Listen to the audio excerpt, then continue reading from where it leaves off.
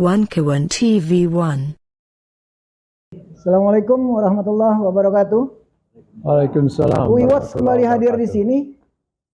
Bersama kita telah hadir di tengah-tengah kita ini senior-senior kami dari alumni Universitas Indonesia yang tergabung dalam Uiwats. Sebelah kiri saya ada Bang Hengki Luntungan. Sebelah kanan saya ada Bang Selamat Joyo Hadi Kusumo. Selamat siang. Apa kabar Bang Hengki? Senang sekali. Alhamdulillah. Terima kasih. Selamat siang Selamat Bapak. datang di Uiwats. Kita ketemu lagi Bang. Ya. Pemirsa yang ada dari ujung barat sampai timur di seluruh Indonesia, bahkan ke Eropa, Amerika, bahkan sampai ke Australia. Tayangan hari ini kita akan bahas mengenai kebijakan-kebijakan politik dan ekonomi dalam pemerintahan Prabowo yang pada saat ini beberapa partai banyak sekali yang beda pandangan nih Bang. Saya akan tanyakan dulu kepada Bang Hengki, bagaimana Abang melihatnya? Prabowo sudah melakukan, Bapak Presiden terpilih kita ini, sudah melakukan selesai kerja 100 hari nih Bang. Bagaimana Abang melihat pendapat Abang dalam kebijakan-kebijakan ekonomi maupun politik yang digelar pada Presiden Prabowo ini dan Kabinet Merah Putihnya? Silakan Bang. Ini pertanyaan bagus, terima kasih. Assalamualaikum semuanya. Waalaikumsalam. Om Swastiastu. Saya mengawali kalimat yang disampaikan oleh Bapak Presiden Prabowo pada saat Haul Nahdlatul Ulama. Anda harus membersihkan dirimu sendiri sebelum kami membersihkan Anda. Ya betul. Indah sekali. Nah ini kan pasca terjadinya krisis gas 3 kilo. Gas melon ya. Dari sisi politik terlihat adanya berbagai perbedaan. Di mana Pak Dasko sebagai Ketua Harian Partai Gerindra menyampaikan bahwa kebijakan itu bagian daripada kebijakan ekonomi. Iya, bagian dari kebijakan ekonomi. Bahwa Pak Prabowo tidak tahu menahu persoalan itu dan itu bukan kebijakan Presiden. Iya. Ini saya garis bawahi.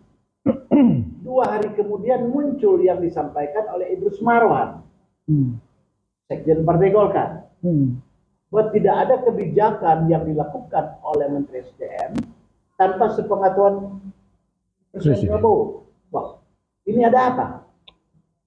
Secara politik ini sudah terjadi pecah kongsi lah, Pak. Pecah kongsi. Belum lah pecah-pecah mah. Iya, belum pecah-pecah mah, tetapi ada kalau saya pinjam istilah Tempo, bocor halus. Bocor halus. Tapi sudah umum melihat ini. Iyalah. Karena ini ditayangkan di televisi yang begitu hebat. Betul. Dan Tempo emang viral di seluruh pencarnya Tempo ya. Pertanyaannya, kok bisa Presiden memerintahkan kepada Pak Dasko untuk menyampaikan bahwa ini bukan kebijakan pemerintah dan pelaksanaan itu tanpa diketahui oleh Presiden. Idrus Marwan menyampaikan bahwa Presiden tahu. Nah ini sengaja untuk menghilangkan kredibilitas Pak Prabowo di mata rakyat Indonesia dalam tingkat kepercayaan, atau dimainkan oleh musuh dalam selimut yang dititipkan dalam Kabinet Prabowo. Ini analisis politik. Ada beberapa hal yang saya lihat. Pertama, tik 2. Ini dihajar habis-habisan sama Pak Prabowo, didukung oleh Komisi 4 oleh Bu Titi Soeharto. 2 hari kemudian saya sudah feeling dan saya sudah sampaikan akan terjadi pengalihan isu, akan muncul isu baru. Maka muncullah apa yang disebut gas 3 kg. Ini ada apa? Kemudian muncul lagi kantor ATR BPN terbakar. banyak hal yang saya lihat bahwa Tapi ada yang mengatakan itu pengalian isu tuh. iya, pengalihan isu, dan ini adalah bagian daripada pengalihan isu untuk menghilangkan proses hukum daripada PIK 2. Ya. Lalu yang paling fatal pada 3-4 hari yang lalu itu ketika Presiden menyampaikan untuk secara ekonomi pemangkasan anggaran 306 triliun itu bukan main ini. Iya, betul. Ada apa? Jadi saya berpikir secara politik bahwa IKN nggak bakal jalan. Itu diblokir. Kan udah diblokir. Katanya sudah diblokir. Tetapi ketika AHY menyampaikan bahwa itu akan jalan sesuai dengan prosedurnya, maka 48 triliun dalam tempo 5 tahun, berarti cuma 8, sekian triliun. Ya. Bisa bangun apa? Sementara infrastruktur ini membutuhkan. Itu anak sekolah di Tangerang, di Banten, yang nyebrang itu jembatan patah. Banyak Bang, di Sumatera juga ada. Itu di Sumatera, di mana orang mau Di mencari Jawa makan, ada. mau mencari ilmu, susah setengah mati.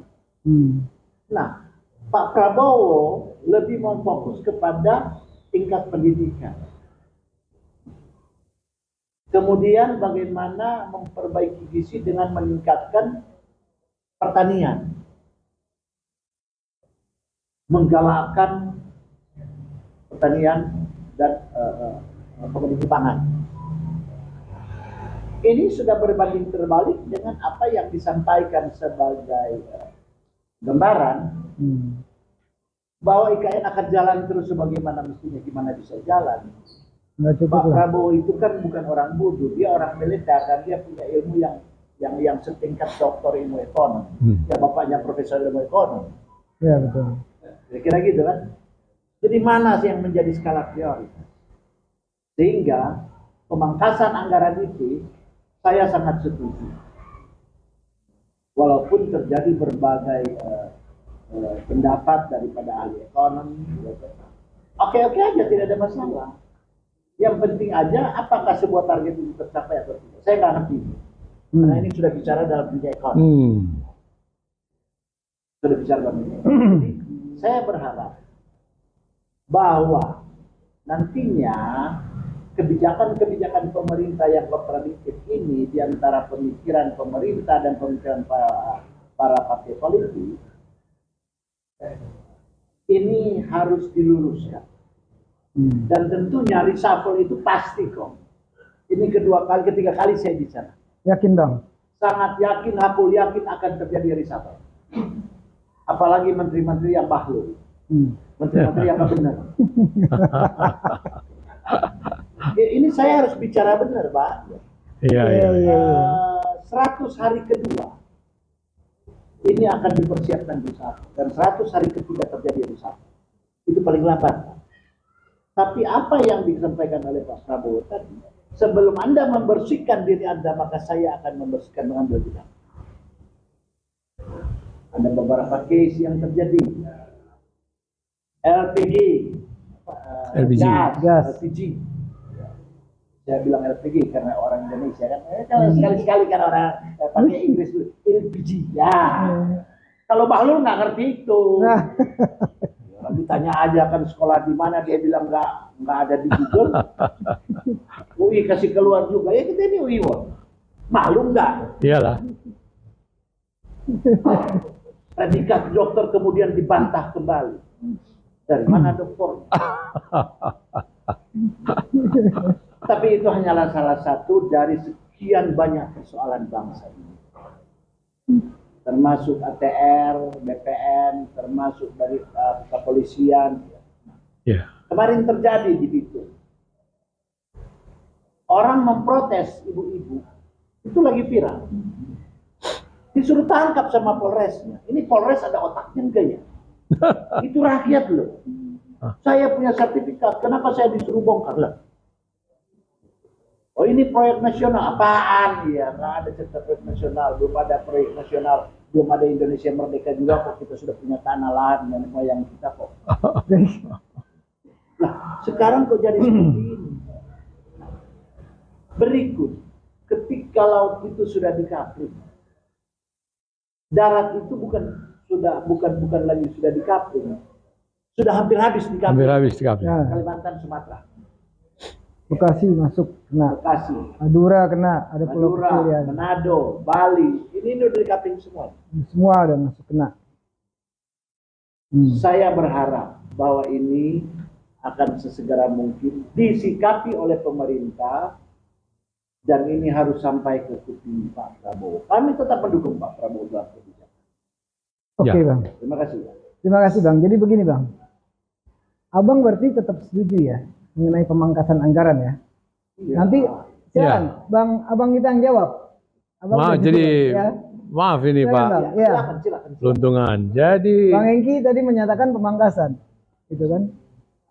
Pak Hegi mengatakan sangat setuju dengan niat Pak Presiden untuk melakukan pemangkasan Yang saya itu. anggaran. Ya. Nah, sebagaimana telah kita bicarakan sebelumnya, kita semuanya adalah pendukung-pendukung Pak Prabowo.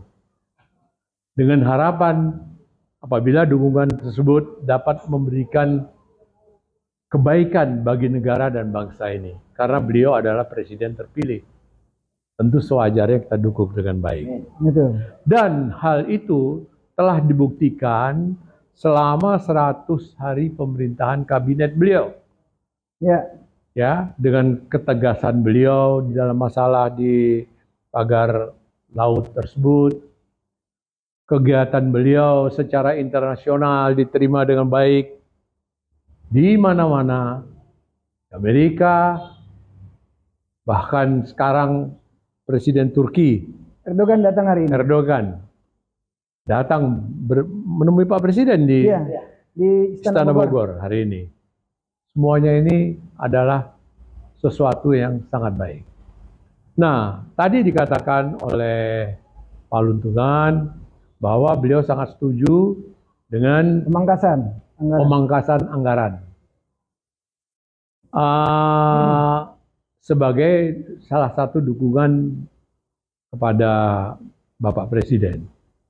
Abang Saya, melihat dari segi APBN bagaimana? nah Kan ada defisit tuh ini Bang, dia. dari 2021 sampai 2024. Ini dia, pagi-pagi subuh, hari Senin kemarin, subuh-subuh, saya melihat di siaran Metro TV, yaitu perbincangan mengenai APBN.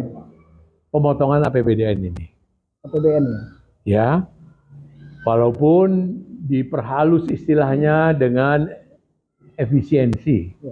Efisiensi. Tapi sebenarnya adalah pemotongan. Ya.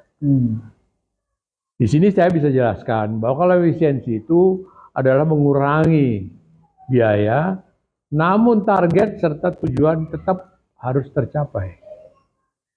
Tapi kalau pemotongan atau pemangkasan itu ya nggak ada hubungan dengan target, potong saja berapa anggarannya ya dipotong supaya anggaran belanjanya turun.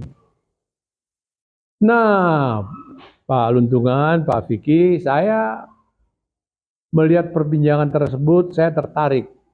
Maka saya ingin melihat gerakan APBN beberapa tahun ke belakang. Maka saya melihat data dari tahun 2021, Sampai 2024. 2022, 2023, 2024, dan yang terakhir 2025. Dapat saya sampaikan di sini bahwa APBN tahun 2025 ini disahkan oleh DPR, ya, partnernya pemerintah. Tanggal 20 ya, September. Tanggal 20 September 2024 ya. 2024. Berarti masih Selama masih pemerintahan Bapak Jokowi. Jokowi. Berarti yang dipakai sekarang masih Jadi yang dipakai sekarang adalah produknya Pak Jokowi. Jokowi. Ini perlu saya tekankan demikian. Bahwa ini adalah produknya kabinetnya Jokowi. Nah, sekarang saya ingin menyampaikan hasil analisa saya terhadap APBN yang ada. Ini saya coba-coba mencatat Gua contekan juga nih. Gua contekan ini. Gua contekan ini istri saya ini yang mengertikannya sebab saya gaptek. Nah, ini dia nih. Ya. Ini adalah angka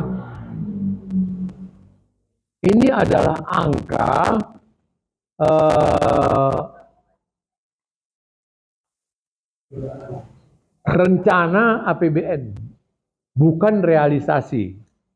Ya.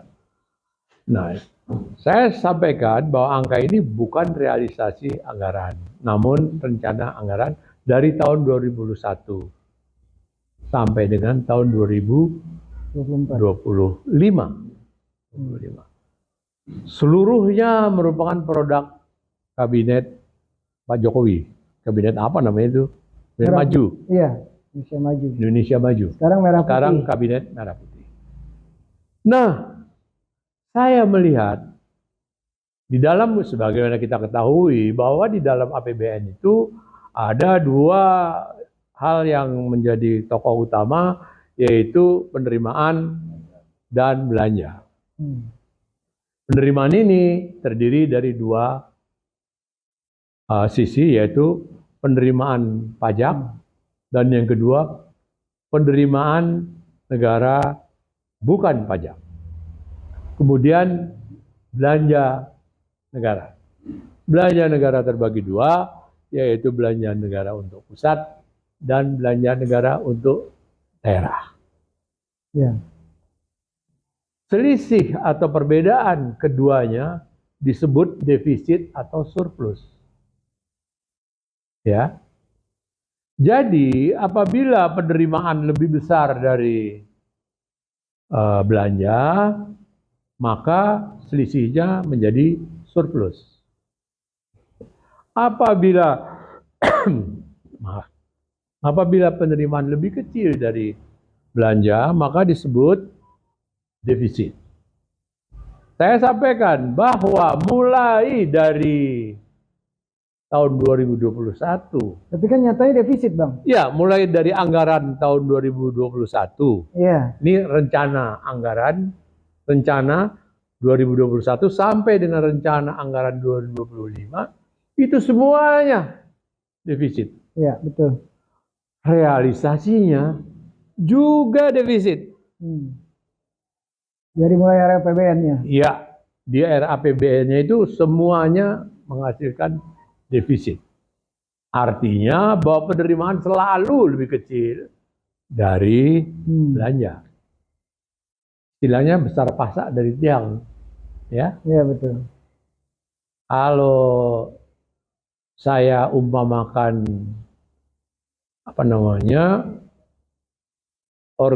hubungan antara pemerintah dengan DPR ini bagaikan suami istri. APBN itu adalah anggaran rumah tangga kami. Ya. Apa yang ingin saya jalankan tentu harus disetujui oleh istri saya, DPR. Saya presiden, istri saya DPR. Ini demikian juga. Iya. Ya. Artinya DPR itu apa? Dia mewakili rakyat. Jadi sama juga dengan disetujui oleh rakyat. Walaupun oleh wakilnya saja. Tentu tidak mungkin rakyat itu satu persatu ditanyain setuju nggak? Setuju nggak, kan nggak mungkin demikian. Nggak paham semua juga. Ya, nggak masuk akal. Nah, oke. Saya ingin memperlihatkan bahwa ada kabar baik ternyata. Di mana tuh kabar baik? Nah, Pak Luntungan, Pak Vicky, kabar baik yang dapat saya sampaikan di sini bahwa kita tahu bahwa suatu rencana atau anggaran itu dapat kita katakan baik apabila dia realisasinya sesuai atau paling sedikit mendekati dari rencana tersebut. Artinya penerimaannya sekitar 100%, bisa lebih, bisa kurang, sedikit tapi saja. tidak surplus, Bang. Ya, tar dulu. Terus kalau defisit, belanjanya juga demikian, bisa kurang, bisa lebih, tapi tidak banyak. Dapat saya sampaikan bahwa semua rencana dari tahun 2021 sampai 2024, alhamdulillah ternyata tercapai dengan baik. Jadi dapat kita katakan bahwa dalam kondisi ekonomi dunia yang berat pada masa tersebut, Indonesia alhamdulillah masih tetap survive. Artinya tidak terlalu banyak bermasalah di dalam ekonominya. Namun di samping kabar bagus tersebut, ada kabar buruknya. Dari tahun 2021 sampai dengan tahun 2024, itu memang telah direncanakan adanya defisit. Jadi defisit itu memang ternyata telah direncanakan. Walaupun memang hampir tercapai. Di tahun 2025, defisit sangat besar. Ya. Jadi dari 5 tahun ini, yang paling besar adalah defisit tahun 2021. Mengecil 2022, mengecil tahun 2023, naik lagi di 2024, tapi tahun 2025 naik lagi, setinggi lagi tahun 2021. Ini ada apa?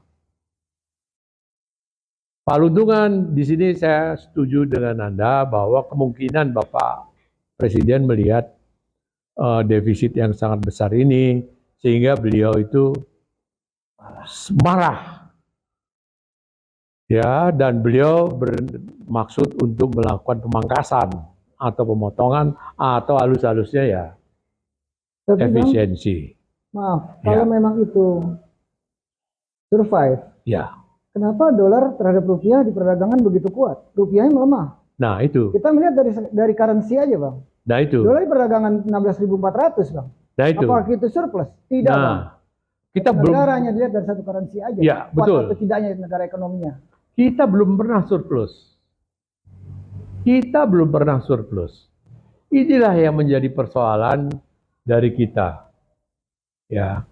Mungkin inilah yang perlu menjadi pelajaran bagi pemerintah. Iya. Bagi pelajaran dari pemerintah, coba Anda bayangkan dari yang saya sampaikan, 5 tahun berturut-turut memang rugi, defisit itu, bukan rugi ya, defisit itu adalah sudah direncanakan. Kan berarti dari awal memang kita sudah nggak niat untung. Atau memang tidak mampu untung. Nggak niat untung. Bukan untung, maaf Pak. Nggak mampu lebih duitnya. Ya. Nah, ini ada banyak masalahnya. Ya. Oke. Nah, sekarang saya mau menunjukkan faktor-faktor yang mempengaruhi defisit atau surplus. Tadi kan dikatakan 2, yaitu belanja dan penerimaan. Kalau penerimaan lebih besar dari belanja, maka itu surplus. Kalau lebih kecil, maka itu defisit. Ini saya mau sampaikan. Ada beberapa cara sebaiknya yang dilakukan, yaitu menaikkan penerimaan atau menekan belanja. Apabila belanja tidak bisa ditekan, ya penerimaan harus dinaikkan. Penerimaan ini penerimaan pajak yang paling besar. Karena penerimaan bukan pajak itu hanya 20% dari penerimaan pajak. Seharusnya penerimaan pajak ini yang paling banyak harus dinaikkan. Karena kenaikan yang sedikit padanya sudah mampu menaikkan penerimaan secara keseluruhan. Sebenarnya banyak, Bang. Tapi kan banyak tikus-tikus di situ. Nah, ini harus diaudit ulang itu. Betul. Jadi kenaikan peningkatan penerimaan pajak, kalau menurut pendapat saya ada 2 cara, ada 2 hal yang perlu diperhatikan. Pertama, penetapan targetnya. Karena penetapan targetnya memang pesimistis. Atau dengan disengaja direndahkan. Yang pertama.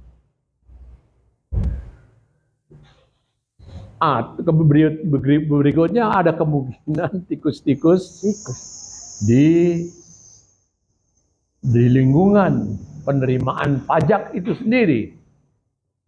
Berita barusan kita dengar, terjadi seorang dirjen tersangka merugikan negara sebesar 17 triliun. Dirjen Keuangan ya? Di Departemen Keuangan. Dia adalah, kita nggak sebut lah. Orang pada tahu lah. Semua orang udah tahu. Jadi saya tidak menunjukkan ini ya, diduga merugikan negara sebesar 17 triliun. Itu. Yang kedua, penerimaan non pajak. Pernah nggak kita dengar bahwa beberapa waktu yang lalu ada seorang yang merugikan negara dalam bidang industri timah, pertambangan timah, sebesar 370. Oh iya. Baru 370-an triliun. Itu luar biasa. Sudah berapa persen dari penerimaan?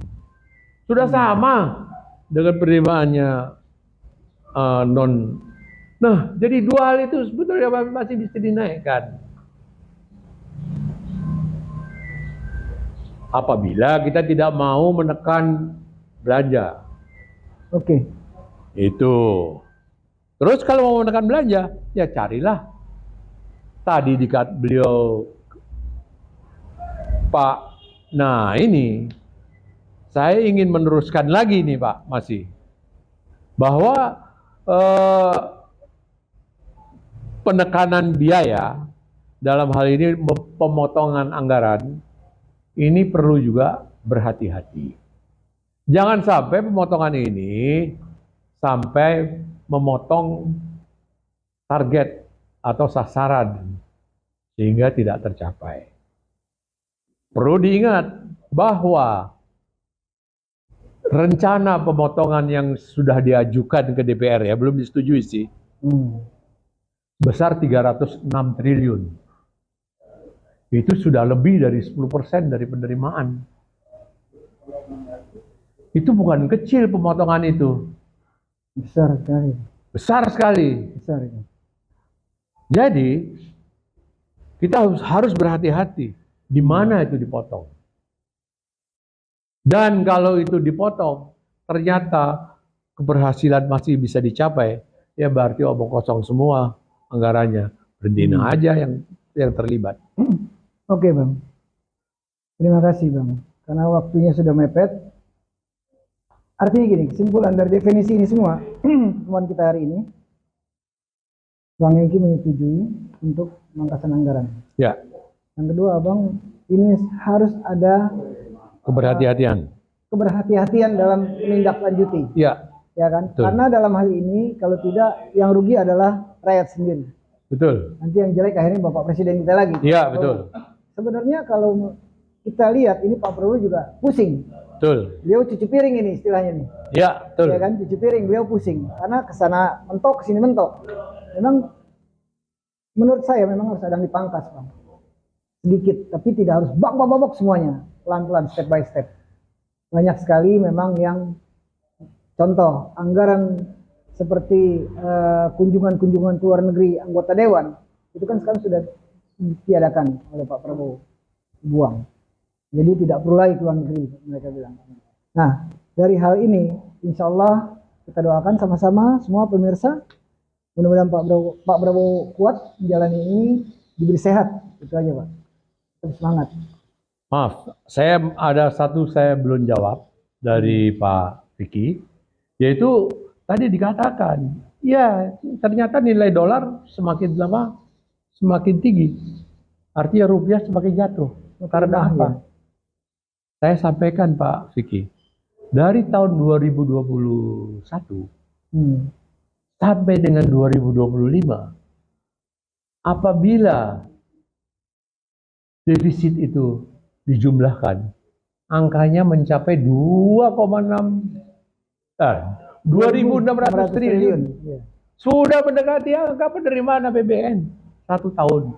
APBN 2.900.000. Gimana tidak bisa 2.900.000. mempengaruhi nilai uang kita? Dari mana APBN kan 2.900. Makanya. Beda cuma 100 triliun. Iya. Masya Allah. Gimana tidak mau mempengaruhi Iya. nilai mata uang itu? Ya, Ya, itu. otomatis memang seperti itu, Pak. Ah. Banyak sih kalau kita mau bahas nanti melebar. Ya, terlalu Di sesi luas. berikutnya kita bicara soal Oke. pengangkatan currency. Bagaimana dampak currency atau Iya. mata uang untuk menguat. Oke. Kita akan bicara selanjutnya. Oke, terima kasih. Yang berada di luar dari barat ke timur, Indonesia Barat, Indonesia Timur, sampai ke Amerika, ke Eropa, dan ke Australia. Nonton acara ini. Saya Vicky Balfos. Terima kasih. Assalamualaikum warahmatullahi wabarakatuh.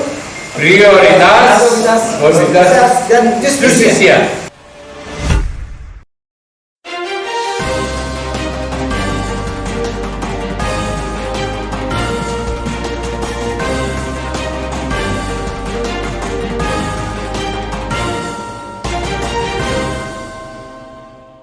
One Kawan TV 1.